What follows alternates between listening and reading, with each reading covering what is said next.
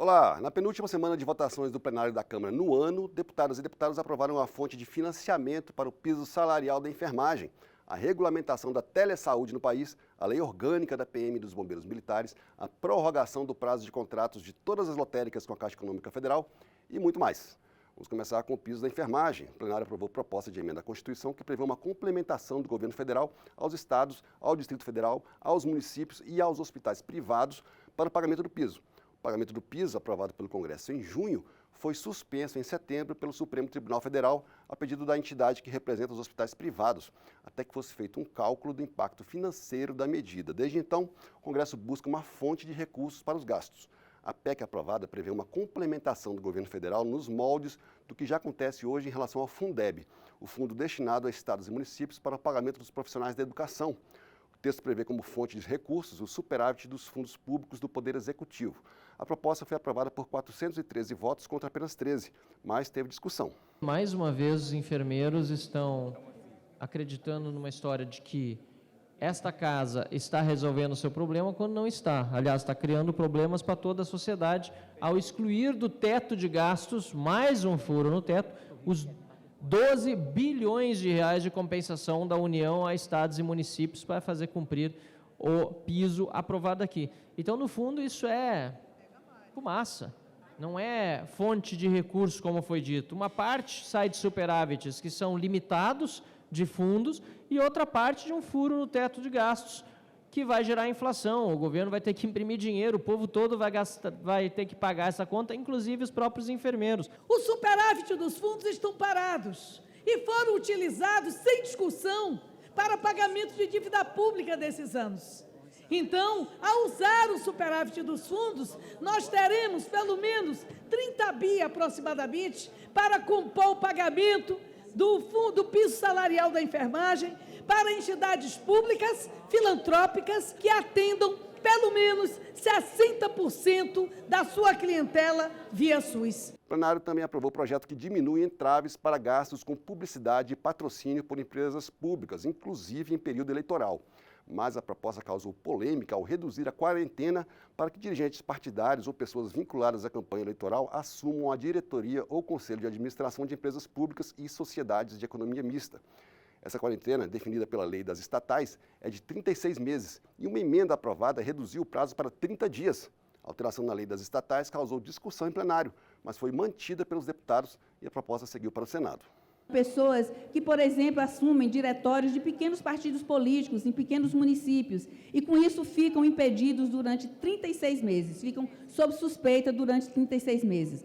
O que se entende é que há um certo exacerbamento nesse prazo. Hoje, dia 13 de dezembro, nós assistimos o governo eleito do PT anunciar o senhor Aloysio Mercadante como presidente do BNDES. Algo que, de certa forma, estranhou, não pelo fato dessa escolha vir do PT, mas pelo fato do senhor Aloysio Mercadante estar hoje impedido de assumir o controle do BNDES devido à lei das estatais, que prevê um prazo, uma quarentena de 36 meses para que dirigentes partidários, para que coordenadores de campanha, para que pessoas com vinculações políticas possam exercer cargos em estatais. E a Câmara concluiu a aprovação do projeto que autoriza e transforma em lei o atendimento de saúde feito à distância por meio da internet ou outro meio de comunicação chamado de telesaúde. A proposta permite que esse tipo de atendimento seja feito por todas as profissões regulamentadas da área de saúde, como médicos, psicólogos, enfermeiros, fisioterapeutas e outros. O texto autoriza os profissionais a realizar atendimento em todo o território nacional, sem a necessidade de inscrição em conselho profissional de outro estado. O projeto já tinha sido aprovado pela Câmara e foi alterado pelo Senado, que, entre outras coisas, autorizou o trabalho remoto dos farmacêuticos, o que gerou discussão no plenário. Se o farmacêutico tem obrigatoriamente que estar nas farmácias, é porque ele é fundamental para aconselhar, para ver prazo de validade, para ver a composição daquele medicamento. Ao mesmo tempo, ele é fundamental para organizar estoques, para a gestão do próprio estabelecimento, para a dispensação e para a gestão.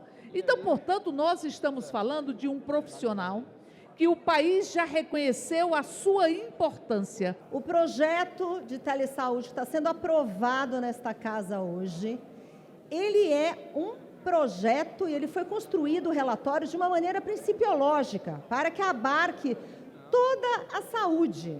Então, não cabe, na nossa visão, nesse projeto, entrar em cada modalidade, em cada segmento, em cada área da saúde. Senão vai ter que ter parágrafo para farmacêutico, para fisioterapeuta e tal. A Câmara aprovou ainda a proposta que inclui na Constituição prorrogação do prazo de contratos atuais de todos os agentes lotéricos com a Caixa Econômica Federal. O projeto original previa prorrogação por 50 anos, mas um acordo feito na Comissão de Constituição e Justiça alterou o período para facilitar a aprovação. Como se trata aqui de se dar esse prazo para ter mais segurança jurídica para aquelas pessoas que já tinham a autorização antes da Constituição, e aquelas que são posteriores à Constituição e que venceram processos licitatórios, o que essa FEC faz é uma prorrogação, não por 50, conforme acordo, por 20 anos, prorrogável por igual período. A Câmara também atendeu uma antiga reivindicação de policiais militares e bombeiros militares dos estados e aprovou o projeto que institui a lei orgânica das duas categorias. O projeto cria uma norma nacional para o funcionamento dessas corporações em relação à organização, efetivo, atribuições, garantias, vedações e remuneração. E deixa claro que elas são subordinadas aos governadores dos estados. O projeto está sendo discutido há mais de 20 anos no Congresso e foi aprovado depois de muita discussão e acordos. A versão preliminar do texto foi criticada por deputados de diversos partidos por dar exclusividade à Polícia Militar sobre atribuições de outras categorias, como guardas municipais e Polícia Rodoviária Federal. Isso acabou retirado do texto.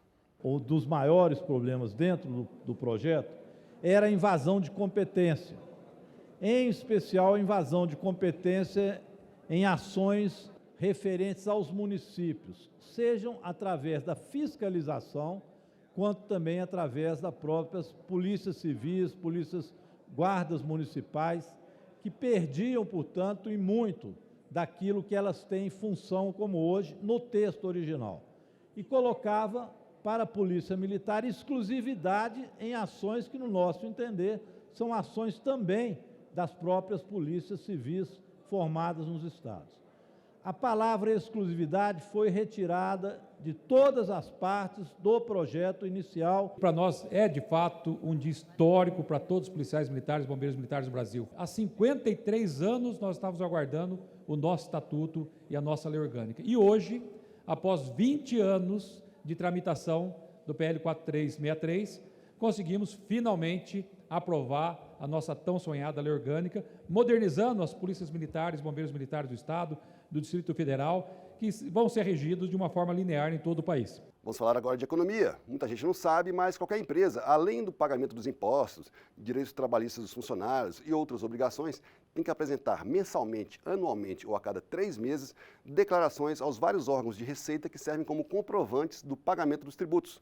Essas declarações fazem com que as empresas tenham que manter uma estrutura administrativa ou contábil para elaborar e entregar os documentos, chamados de obrigações tributárias acessórias. Para simplificar todo esse processo, a Câmara aprovou o projeto que cria um Estatuto Nacional para unificar os procedimentos e facilitar a vida do empresário. A proposta prevê a criação de um documento único, chamado de Declaração Fiscal Digital, ou DFD, que vai conter informações dos tributos federais, estaduais, distritais e municipais. Dessa forma, será unificada a base de dados das fazendas públicas das 3 esferas de governo, que poderão assim compartilhar informações e evitar a sonegação fiscal.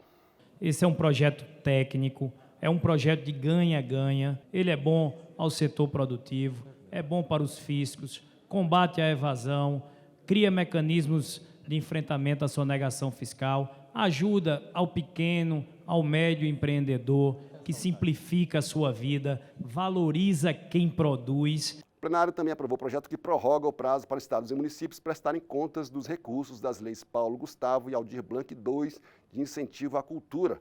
As duas leis somadas prevêem repasses de quase 7 bilhões de reais ao setor cultural. A proposta prorroga de 31 de dezembro de 2022 para 31 de julho de 2023 o prazo final para estados, Distrito Federal e municípios prestarem contas dos recursos transferidos pela União. O objetivo é evitar que eles sejam considerados inadimplentes se não cumprirem a obrigação até o fim do ano. Há uma inquietação entre os prefeitos Segundo a União Brasileira de Municípios, cerca de 2.000 prefeitos de pequenas cidades que não conseguem prestar contas até o final deste ano, e isso os impediria de fazer-se presente nos próximos editais da Lei Aldir Blanc, prejudicando extremamente o setor da cultura nos seus municípios. Também foi aprovado o projeto que autoriza as empresas de alimentos a incluírem nas embalagens o símbolo do grão cruzado, que identifica produtos livres de glúten. A proposta também cria o selo Empresa Amiga das Pessoas com Doença Celíaca, a ser concedido às empresas que voluntariamente adotarem o símbolo de alimento livre de glúten. A doença celíaca é o nome que se dá à intolerância grave ao glúten, que afeta 2 milhões de pessoas no país.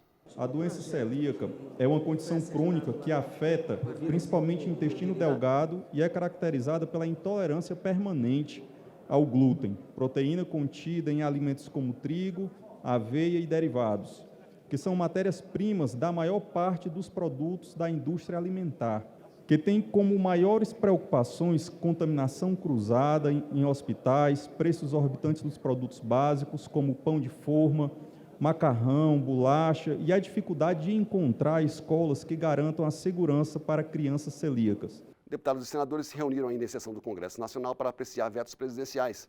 Um acordo entre o governo e os partidos fez com que fossem derrubados vetos presidenciais a trechos de 9 projetos e fossem mantidos vetos a trechos de outros 12. Assim, foram derrubados os vetos do presidente Jair Bolsonaro, a lei que prorroga até 2027 benefícios fiscais para a indústria química e a compensação do governo federal a estados e municípios decorrente da redução do ICMS dos combustíveis. E esses foram os principais destaques do plenário da Câmara essa semana. Semana que vem tem mais. Até lá.